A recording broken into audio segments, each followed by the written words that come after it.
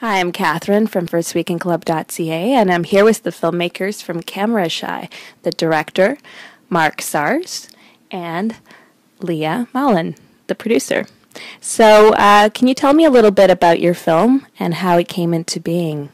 Sure. It's a dark comedy about a corrupt Vancouver city councillor who becomes terrorized by a imaginary cameraman that is following him everywhere. He's gotten himself into a corrupt land deal, and his conscience is weighing on him. And this is a psychological disorder that happens that makes him think this cameraman is following him everywhere and making him self-conscious about his behavior. And his life starts to unravel more and more until he kind of snaps and believes that he's in a movie. And then he struggles to try and change the ending to his movie so that he can come out looking good. And it's very difficult for him to do that.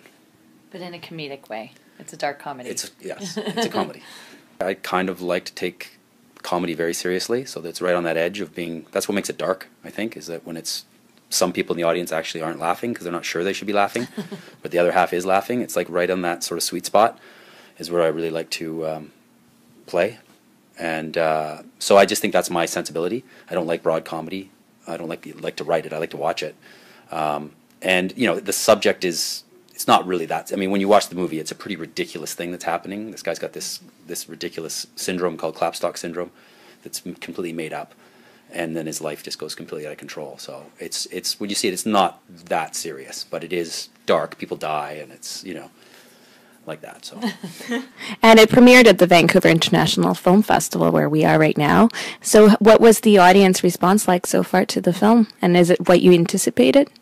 Well, I think we were really pleasantly surprised. I mean, you never quite know what the response is going to be. You and Mark and myself and, a few core people who were finishing up the film really were the only ones to watch it. And so it was, you lose your objectivity. So you hope that people are going to like it.